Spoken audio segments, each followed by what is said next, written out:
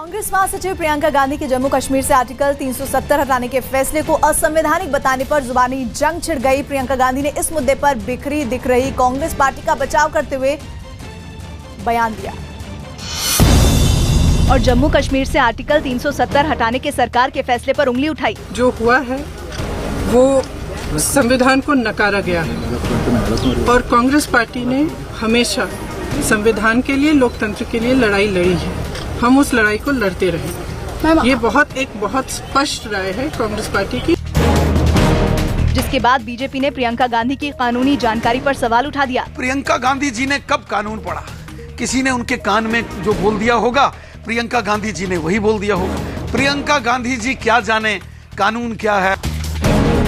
लेकिन आरजेडी ने प्रियंका गांधी का समर्थन करते हुए केंद्र सरकार पर घाटी में मनमानी करने का आरोप लगाया। कोई भी समझदार आदमी कहेगा आपने कश्मीर को कैद कर लिया, कश्मीरियों के मुंह में राइफल का नाल ढुका करके उनको चुप करा दिया। राजस्थान के कोटा में एक नाले के पास करीब 10 फीट लंबा मगरमच्छ दिखने से दहशत मच गई। बताया गया कि भारी बारिश की वजह से शायद ये मगरमच्छ नाले में कहीं से बहकर आ गया और नाले से निकलकर सड़क पर रेंगने लगा। मगरमच्छ काफी देर तक सड़क पर रेंगता रहा और फिर पास में बह रहे नाले में चला गया, जबकि इससे पहले मगरमच्छ सड़क पर ही आराम से लेटा हुआ दिखाई दिया। हालांकि इस मगरमच्छ से अभी तक किसी तरह के नुकसान की खबर नहीं है, लेकिन रिहायशी इलाके में मगरमच्छ के दिखने के बाद आसपास के लोग काफी डरे हुए हैं। दिल्ली के पास ग्रेटर नोएडा में बीजेपी सांसद डॉक्टर महेश शर्मा और विधायक तेजपाल नागर को ढूंढकर लाने वाले को 501 रुपए का इनाम दिए जाने का पोस्टर लगा दिया गया है। इलाके के लोगों ने आरोप लगाया कि चुनाव खत्म होने के बाद से वहां अब तक कोई नहीं आया, जिससे विकास के काम नहीं होने से नाराज लोगों ने इलाके के विधायक तेजपाल नागर और सांसद डॉक्टर महेश शर्मा के खिलाफ मोर्चा खोल दिया और विरोध में नारेबाजी की। अरे हम अपना अधिकार मांगते नहीं, किसी से भीख मांगते। 2 दिन से धरने पर बैठे लोगों ने इलाके में सड़क, बिजली और पानी की व्यवस्था ठीक कराने की मांग की। हम लोग वोट दिया महेश शर्मा को और तेजपाल नागर जी को।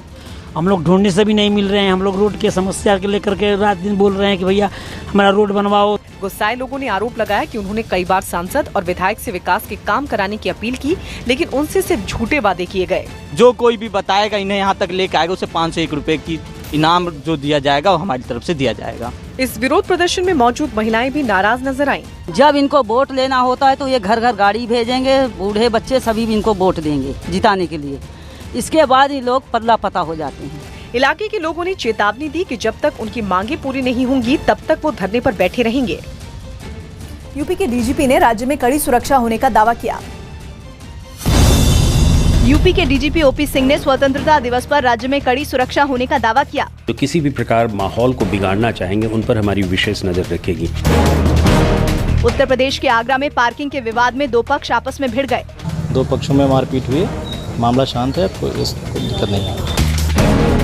छत्तीसगढ़ के रायपुर में स्वतंत्रता दिवस के मौके पर एक दौड़ आयोजित की गई, जिसमें स्कूली बच्चे भी शामिल हुए। आजाद भारत में हम कुछ न कुछ जो है हमारा योगदान हो, इस संकल्प सब लोग लें। यूपी के कासगंज में एक अभियान के तहत सादे कपड़ों में घूम रही महिला पुलिस कर्मियों ने लड़कियों से बदसलूकी के आरोप में कुछ लड़कों को पकड़ा और उनसे उठक बैठक करवाई। उत्तराखंड के पिथौरागढ़ में आरएसएस की महिला कार्यकर्ताओं ने रक्षाबंधन से पहले सफाई कर्मचारियों को राखी बांधी।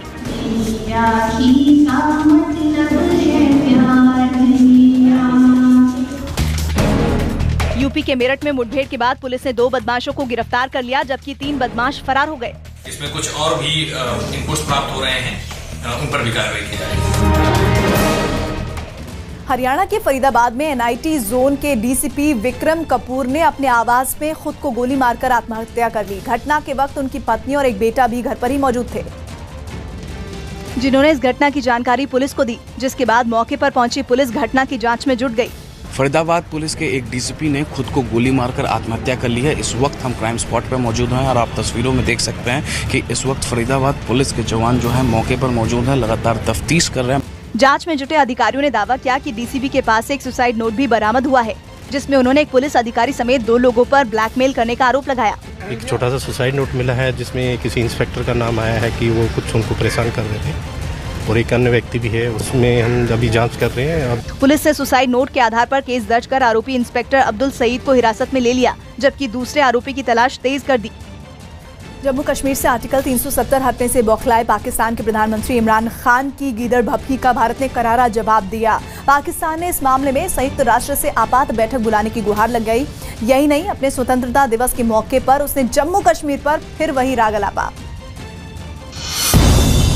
और भारत में पाकिस्तान के उच्चायुक्त सैयद हैदर शाह ने घाटी के लोगों के लिए घड़ियाली आंसू बहाना शुरू कर दिया। आज के दिन हम मकबूजा जम्मू और कश्मीर में अपने कश्मीरी भाइयों की हालत दाल पर अफसुर्दा हैं, जो भारतीय जुल्म और जबर और रियासती दहशतगर्दी का शिकार हैं। इतना ही नहीं, पाकिस्तान ने खुद को घाटी के लोगों का सबसे बड़ा हिमायती साबित करने की भी कोशिश की। मैं अपने कश्मीरी भाइयों को यकीन दिलाता हूँ कि हम उनके साथ खड़े हैं। पाकिस्तान मकबूजा जम्मू और कश्मीर के बहादुर अवाम के हक़ के खुद-ए-इरादियत के हसूल की मुनसिफाना जद्दोजहद की सियासी, अखलाकी और सिफारती हिमायत जारी रखेगा। जिसके बाद बीजेपी ने इन सभी बयानों को पाकिस्तान की बौखलाहट करार दिया। उनको ये पच नहीं रहा कि तो किस प्रकार से कश्मीर में धारा 370 हटाने के बाद भी हालात सामान्य बने हुए हैं। पाकिस्तान को लगता है कि जो कश्मीर जिसके लिए उसने एक झूठा प्रचार करके वहाँ के लोगों को गुमराह किया था, वो लोग गुमराह होने वाले नहीं। यही नहीं, भारत के नेताओं ने भी ये साफ कर दिया कि जम्मू कश्मीर के मामले में दखल देकर पाकिस्तान खुद अपने पैरों पर कुल्हाड़ी मार रहा है। कन्फ्रंटेशन की दिशा में बढ़ा हुआ एक कदम है। इससे दोनों मुल्कों के बीच में तनातनी फैलेगी और पाकिस्तान को युद्ध की तरफ भेजने का ये एक तरीका है। जम्मू कश्मीर से आर्टिकल 370 हटाए जाने से खुश बीजेपी कार्यकर्ताओं ने पटना में तिरंगा यात्रा निकाली। जेपी चौक से करगिल चौक तक निकाली गई इस तिरंगा यात्रा में कई बीजेपी नेता भी शामिल हुए, जिन्होंने जम्मू कश्मीर से आर्टिकल 370 और 35 से हटाए जाने पर केंद्र सरकार का शुक्रिया करते हुए जमकर नारेबाजी भी की। भारत माता की वंदे। बीजेपी के इस जश्न में भारी संख्या में पार्टी के कार्यकर्ताओं ने हिस्सा लिया। बीजेपी जश्न मना रही है और यह तस्वीर है पटना का, आप साफ तौर पर देख सकते हैं। बीजेपी के तमाम नेता पटना के जेपी गोलंबर से कारगिल चौक तक 370 फीट की तिरंगा लेकर यहां से यात्रा पर निकले हैं। बीजेपी नेताओं ने दावा किया कि आर्टिकल 370 खत्म होने के बाद पूरा भारत तिरंगे का जश्न मना रहा है। 370 खत्म करके अखंड भारत का सपना जो हमने देखा था वो पूरा होने जा रहा है और इसलिए आज पूरा भारत वर्ष तिरंगे के जश्न में डूबा है। मीका सिंह को पाकिस्तान में परवेज मुशर्रफ के रिश्तेदार की शादी में गाना गाना महंगा पड़ गया है। मीका के पाकिस्तान जाकर गाने पर भारतीय फिल्म इंडस्ट्री ने उन पर बैन लगा दिया, जिसके बाद अपने गानों से लोगों को डांस करने पर मजबूर करने वाले मीका की मुश्किलें बढ़ गईं।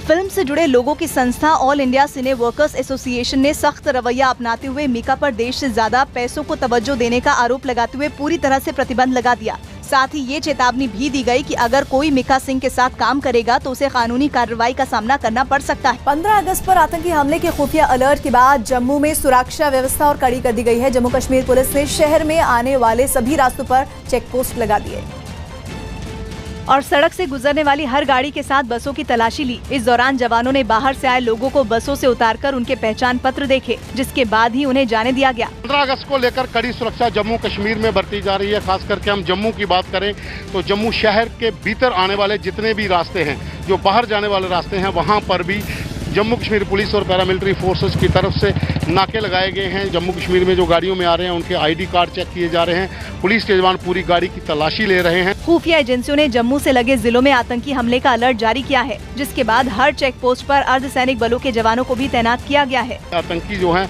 वो जम्मू कश्मीर में कहीं न कहीं कोई बड़ी वारदात न करें, इस तरह के इनपुट्स मिलने के बाद जितने भी सीमावर्ती इलाके हैं वो और जो जम्मू कश्मीर हाईवे के साथ साथ जितना भी पूरा एरिया जम्मू प्रांत का है वहाँ पर कड़ी सुरक्षा इस समय बरती जा रही है, क्योंकि कल 15 अगस्त है। उसे लेकर सुरक्षा की पूरी तैयारियां जम्मू कश्मीर पुलिस की ओर से की गई हैं। जम्मू में सुरक्षा के चाक चौबंद इंतजामों की बाहर से आने वाले लोगों ने तारीफ की और सुरक्षा बल के सहयोग की अपील की। ठीक है, अच्छी बात है, अच्छी बात है, होनी चाहिए। पश्चिम बंगाल के हावड़ा में स्वतंत्रता दिवस के मौके पर तिरंगे की बढ़ती मांग को पूरा करने के लिए मुस्लिम समुदाय के कुछ लोग झंडे बनाने में जुट गए। तिरंगे बनाने वाले इन लोगों ने बताया कि इस बार तिरंगे की बाजार में मांग पहले से ज्यादा है।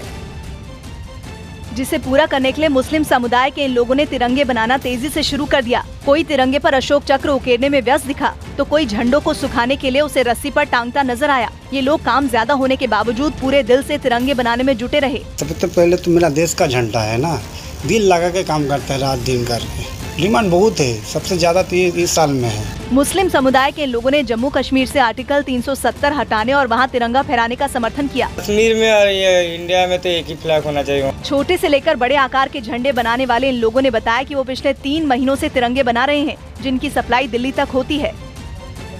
कांग्रेस नेता उर्मिला मातोंडकर ने बाढ़ पीड़ितों की मदद के लिए अपील की।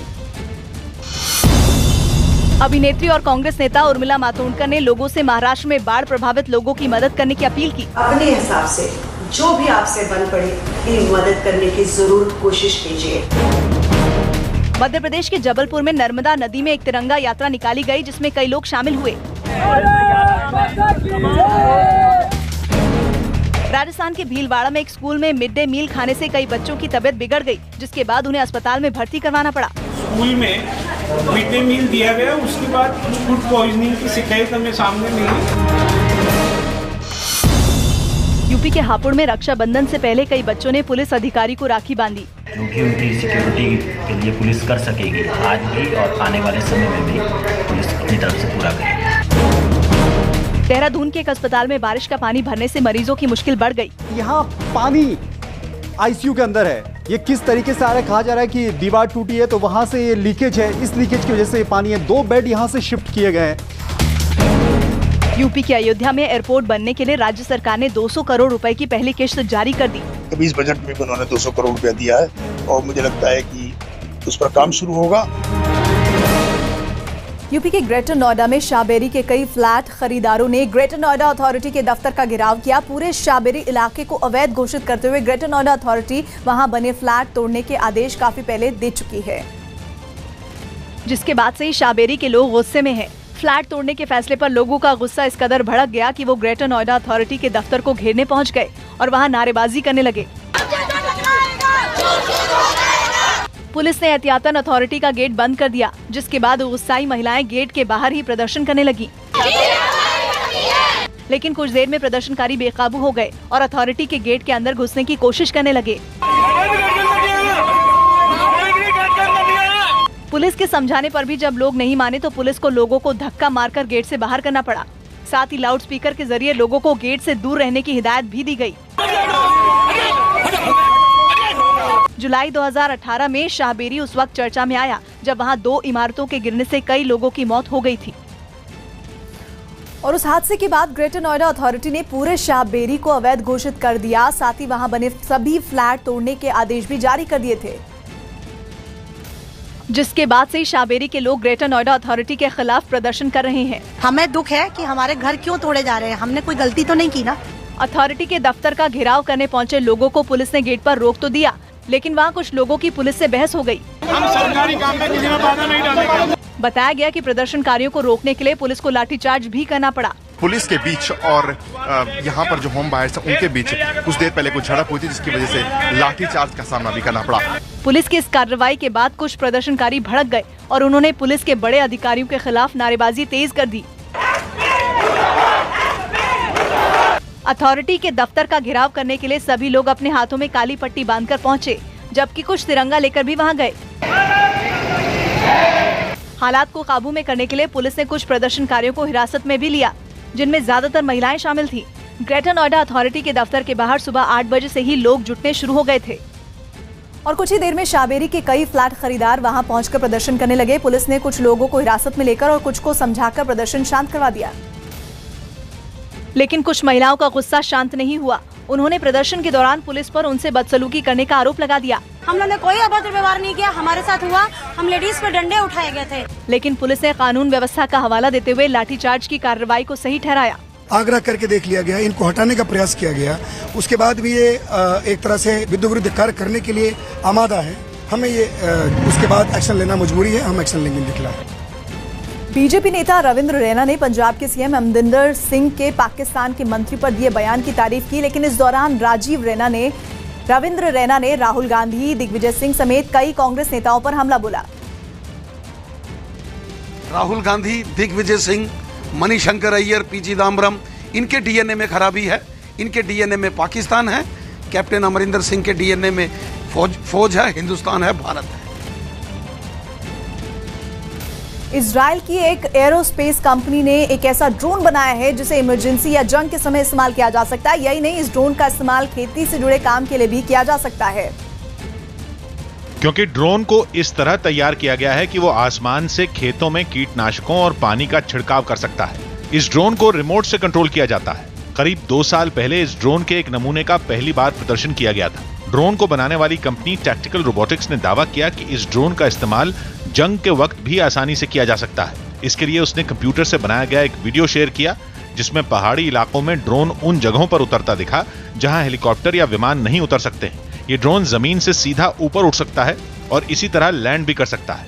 भूकंप, आग और आतंकवादी हमलों के वक्त भी इस ड्रोन का इस्तेमाल किया जा सकता है। यही नहीं, इसमें 500 किलो तक का वजन ढोया जा सकता है और लोगों को भी एक जगह से दूसरी जगह पहुंचाया जा सकता है। मध्य प्रदेश के सागर में बारिश के बाद सड़क पर भरे पानी में एक गाड़ी फंस गई। पानी के बीच में आधी कार डूब गई। गाड़ी में फंसे लोगों को बचाने के लिए आसपास के लोगों ने मशक्कत की और गाड़ी से सभी को बाहर निकाला। पानी में जो लोग फंसे थे उसमें महिलाएं भी शामिल थीं।